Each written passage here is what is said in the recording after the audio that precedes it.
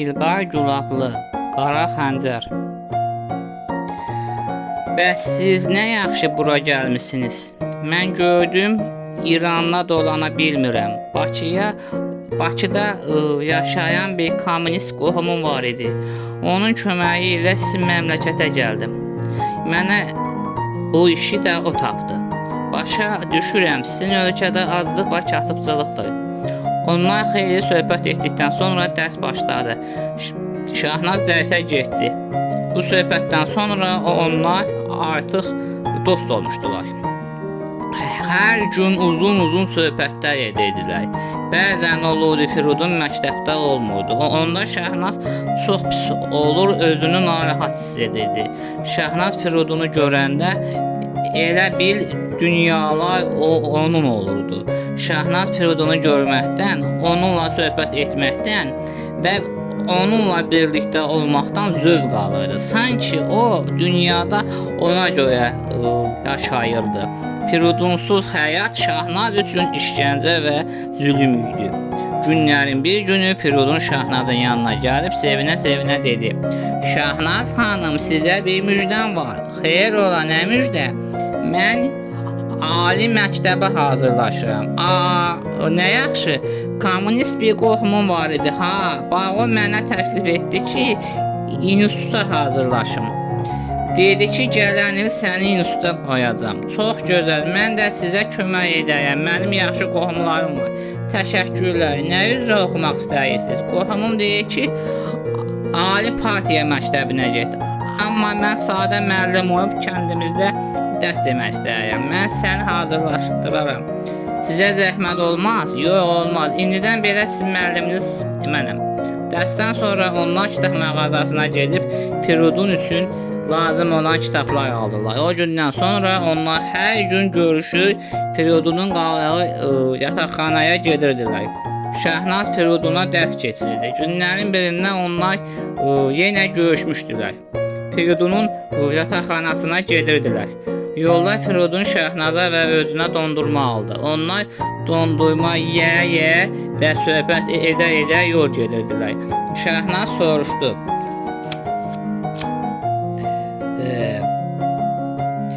"Sən ibtidai və orta təhsilini harada almısan?" "Bizim kənddə məktəb yox idi. Şah həzrətləri sağ olsunlar.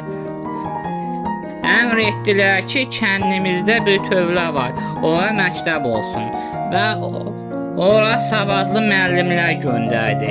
Elə mən də həmin o tövlədə ibtidai və orta təhsilimi aldım. Şahınız sizə bir o qədər zülm idi, sən də ona həzrət deyirsən, onun üzündən azlıq və səfalət çəkirsən." "Orası elədir, amma nə edək, nə qədər də olmaya başımızdadır. Həm də onun yaxşı işləri də var. O, Ağ-İnqilab adlanan islahatlarla ölkəmizdə böyük dəyişikliklər edir. Əvvəlki İran hara, indiki İran hara. Boş söhbətlərdir. Şah Amerikan və İngilis imperialistlərinin və Siyonist İsrail dövlətinin nökəridir. Öz xalqına, xüsusilə də Azərbaycanlılara zülm edir." Düzdür. Firudun bundan sonra mənə xanım demə. Biz artıq dostuq. Bizi də yığışdıraq aramızdan. Baş üstə. Bir qədər susduqdan sonra söhbətə davam etdilər. Şahnaz: "İranda nə qədər Azərbaycanlı var?" "Rəsmi olaraq 7-8 milyon, qeyri-rəsmi olaraq 30-40 milyon. İranda böyük xalq Azərbaycanlılardır." "Bilirəm. Biz İranda Fars, Azərbaycanlı, Kürd, Lor, Bəlucilər, Ərəb və sair xalqlar qardaş kimi birlikdə yaşayırıq. Hamımız birlikdə İran millətiyik." İran tarixində Azərbaycanlıların böyük rolu var." Əlbəttə, İrandakı ən böyük tarixi şəxsiyyətlərin çoxu Azərbaycanlılardır. Məşrutə inqilabının rəhbərləri Səttar xan, Bağır xan, Şeyx Məhəmməd Xiyabani hamısı Azərbaycanlı olublar. Hamısı İranda demokratik dövlət qurmaq uğrunda mübarizə aparıblar. Demokratik İran yolunda şəhid oldular. Bizim köhnə baş nazirimiz Məhəmməd Müsəddiq də ana tərəfdən Azərbaycanlıdır. Qacar tayfasındandır. Hə, bax o əsl sosialist inqilabçısı olub. Baş nazir olan kimi İran nefti milliləşdirib. Amma ona bu baha oturdu. Şah Amerikanın və İngilisin köməyi ilə onu devirdi. Məşrutə inqilabından bu yana İran demokratik ölkə idi. Məşrutəli xanədanlıq idi.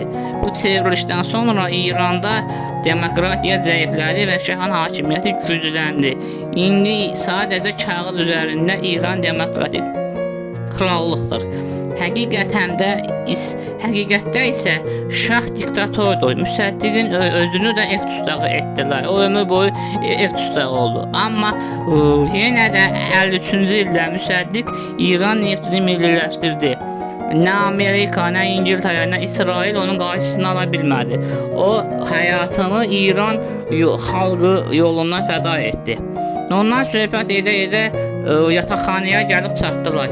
Firidunun qaldığı otaq tərtəmiz idi. Onun səliqəsi və təmizliyi Şahnazı heyran edirdi. Şahnaz dedi: "Afərin Firidun, bəxtəvər sənə gələn qızın başına. Çox təmiz və səliqəlisən." Hə, adam tək qalanda hər şeyi özü öyrənir. Daha sonra Firidun dünən bişirdiyi boşu soyuducudan çıxardıb qazın üstünə qoyub isitdi. Qazanda 2 nəfərlik yemək var idi. Şahnaz da pomidor, xiyar, istiot, göyərti doğrayıb salat elədi və süfrəni bəzədi. Onlar qarşılıqlı oturub yemək yedilər. Şahnaz ömründə bu qədər dadlı yemək yeməmişdi. O çox bəyəndi və tərifləyə yedi. Yeməyi yeyib qurtardıqdan sonra Firidun çayları dəmlədi. Onlar oturub armudu stəkandan noğulla çay içdilər. Sonra Firidun süfrəni yığışdırıb kitab, qələm, dəftəri masaya qoydu. Onlar dərsə başladılar. Tarix, ədəbiyyat, Azərbaycan dili, rus dili, riyaziyyat və sair dərslər ilə məşğul oldular. Firidun bütün dərslərin hamısını yaxşı öyrəndi. Onun savadı Şahnazı da çox heyran edirdi. Divarda məscid şəklində bir saat var idi. Firidun bu saatı İrandan gətirmişdi. Şahnaz bu saatı adi saat hesab edirdi, amma saat adi saat değildi.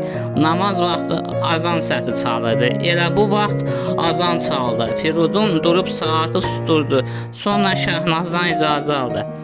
Şahnaz, icazə versən 5 dəqiqə namazımı qılıb sonra dərsə davam edərəm. Buyur, qıl. Firidun əvvəl hamama gedib dəstəmaz aldı. Sonra yerə bir xalça salıb möhrü qoyub namaz qıldı. Namazını bitirdikdən sonra yerinə qoyub dərslərinə davam etdi. O bütün dərslərini dərindən öyrəndi. Şahnaz da ondan razı qaldı. Onlar bir qədər dərslərlə məşğul olub təkrar söhbətə başladılar. Şahnaz soruşdu: "Firidun, nə qədər olar namaz qılırsan?" 5 yaşımdan etibarən anam öyrədib. Bizim ailədə hamı namaz qılır. Atam, anam, bacılarım, qardaşlarım, yeznə və gəlin bacılarım, bacı qardaşlarımın övladları, bütün qohum əqrəbələrim, hətta bütün kənd cəmaatı namaz qılır. Təhdüh namaz qılmayan adam var bizim kənddə. Mən Quranı da bütöv əzbər bilirəm. Elə yaxşı şeydir namaz qılmaq. Gəl səni də öyrədim. Yox, mən ateistəm. Bu sözdən sonra Firidun məyus və kədərli halda dedi: "Xanım, çox təəssüf ki, sənin kimi gözəl bir qız Allahından bir xəbərdir. Bunlar boş söhbətdir, keçmiş insanların uydurmasıdır. Allah olsaydı qoymazdı dünyanın digər ölkələrində burjua sinifi zəifləyəcək. Şər olmasa insanlar xeyrin qədrini bilməzlər. Əgər Allah yoxdursa, sənə bu canı kim verib? Sən Allahın verdiyi canla nəfəs alırsan, Allahın verdiyi gözlə görürsən, qulaqla eşidirsən, ağızla yemək yeyirsən.